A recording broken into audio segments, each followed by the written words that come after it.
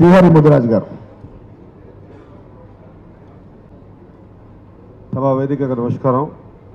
సభాధ్యక్షులు మహేష్ అన్న గారికి, పెద్దలు ముఖ్యమంత్రి వర్యులు రేవంత్ రెడ్డి గారికి, sub committee chairman Uttam Reddy గారికి, మంత్రులకు, ఈనాటి ముఖ్య అతిథి మన ఇన్ఛార్జ్ నటరాజన్ గారికి, అదే మాదిరిగా జిల్లా అధ్యక్షులకు, ఎమ్మెల్యేలకు, ఎంపీలకు, మిగతా సెల్స్ అధ్యక్షులందరికీ కూడా, కాంగ్రెస్ పార్టీ కుటుంబ సభ్యులందరూ కూడా నమస్కారాలు తెలియజేసుకుంటూ, ఈ విషయాన్ని మనం ఒక్కటే విషయం చెప్పి ముగిస్తా.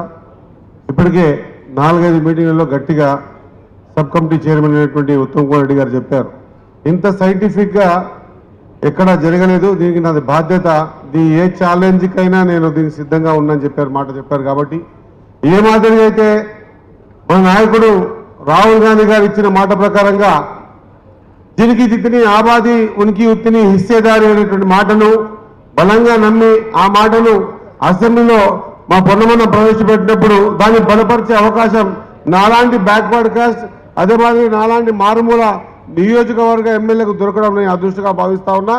ఇలాంటి కులగణన జరిగినప్పుడు మేము అసెంబ్లీలో ఉండడం, మా హయాంలో ఈ కులగణన జరగడం, ఇది తరతరాలు చెప్పుకునే విధంగా మీరు ఒక దిశ నిర్దేశాన్ని ఇచ్చారు. కాబట్టి వేరే ఆలోచన లేకుండా మీరు ఏ మాదిరిగా అయితే రాహుల్ గాంధీ గారి ఆలోచనను ఇంప్లిమెంట్ చేస్తూ ఉన్నారో ఆ ఆలోచన మీరు ఏ షెడ్యూల్ ఇస్తే ఆ షెడ్యూల్ని పరిపూర్ణంగా గ్రామ స్థాయి నుంచి వార్డు స్థాయి వరకు తీసుకెళ్తామని మాట ఇస్తూ, ఖచ్చితంగా భవిష్యత్తులో ఈ కులగణన ద్వారా బీసీల కులగణన ఒకటి ఎరగలే. ఇక్కడ బీసీలు, ఎస్సీలు, ఎస్టీలు, మైనార్టీలు, అగ్రవర్ణాలు అందరి కులగణన జరిగినాయి.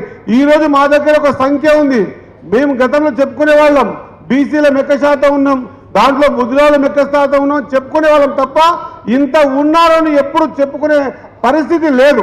ఈరోజు అథెంటిక్ గా మీరు ఏదైతే మాకు ఇస్తా ఉన్నారో ఈ అథెంటిక్ ని రేపు రాబోయే రోజుల్లో ఎక్కడ అవసరం ఉన్నా రేపు మేము ఏమైనా మాకు కావాల్సినటువంటి ప్రతి విషయాన్ని కూడా కోర్టు కూడా పోయి అసెంబ్లీలో తీర్మానం జరిగింది, ఇగో ఈ విధంగా మా సంఖ్య ఇంత ఉంది కాబట్టి మాకు ఈ హక్కు కావాలి అనేటువంటి ఒక ఆలోచన విధానాన్ని మాకు ఇచ్చారు. కాబట్టి ఖచ్చితంగా సదా ఈ బీసీ వర్గాలు, వెనుకబడిన వర్గాలన్నీ కూడా మన ప్రభుత్వానికి, రేవంత్ రెడ్డి గారికి, సబ్ కమిటీకి, మంత్రి వర్గానికి అందరికీ కూడా రుణపడి ఉంటాయని చెప్పేసి గట్టిగా తెలియజేస్తూ, పెద్ద నాయకుడు చెప్పిన మాటలు మీరు ఏదైనా ఇంప్లిమెంట్ చేస్తా ఉన్నారో మీరు తీసుకునే ప్రతి నిర్ణయాన్ని కూడా ఫీల్డ్లో మేము ఖచ్చితంగా పూర్తి స్థాయిలో ఇది మా అదృష్టంగా భావించి ఖచ్చితంగా కార్యక్రమాన్ని ఇప్పుడు కాకుండా ఇంకెప్పుడు కాదు, అభినయితో కబ్నహి ఇప్పుడు మనం చేసుకోకపోతే ఇంకెప్పుడు కూడా రాబోయే రోజుల్లో ఈ వెనుకబడ్డ జాతుల గురించి ఆలోచన చేసేటువంటి పరిస్థితులు ఉండే. కాబట్టి ఇప్పుడు ఇది మా బాధ్యతగా దీన్ని తీసుకొని ఖచ్చితంగా ఈ బాధ్యత నెరవేరుస్తామని చెప్పి తెలియజేసుకుంటూ ఆత్మ మరొకసారి స్వాగతం ముగిస్తా ఉన్నా.